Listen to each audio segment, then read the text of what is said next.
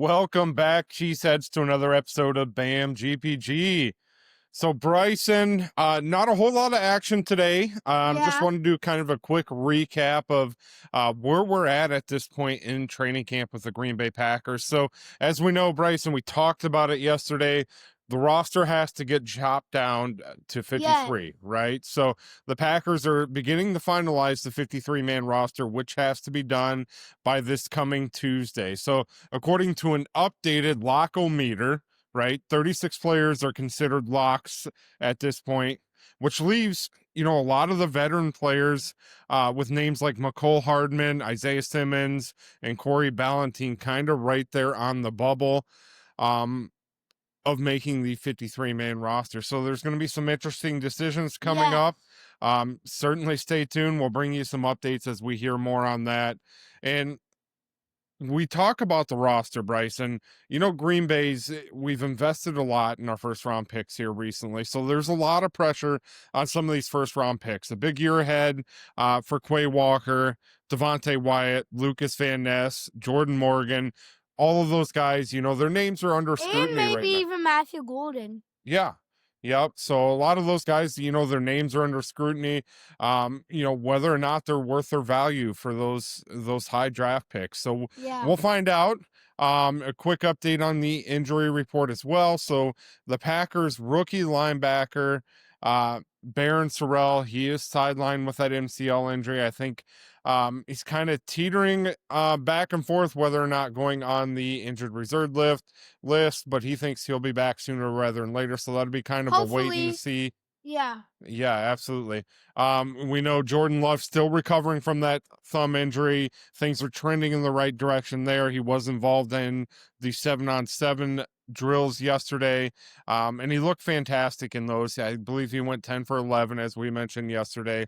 And then running back Marshawn Lloyd, it seems like he's always popping up in these reports, but he still remains sidelined for the time being. It looks like his is going to be carrying into the season. I don't think we'll see him at least for the first few weeks into the season, unfortunately. So Bryson, which sucks.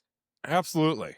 And then, Bryson, I wanted to kind of give our camp MVPs, our training camp MVPs up to this point. So I will take the defensive side of the ball. I'm giving it to Lukas Van Ness. He's showing a lot of flashes so far this training camp. He's primed for a breakout season. This will be year 3 for him. High first round pick for Green Bay.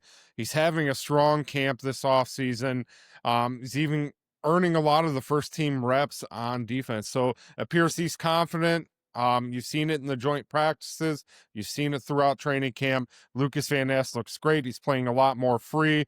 Looks like he's a lot less in his head. So again, it's training camp, preseason. Don't want to get too excited, but Lukas Van Ness looks excellent this offseason. And Bryson, who would your offensive MVP for the training camp be to this point? Oh, Jordan Love, absolutely. You think Jordan Love? Well, Jordan Love, I may tend to give this one to a rookie.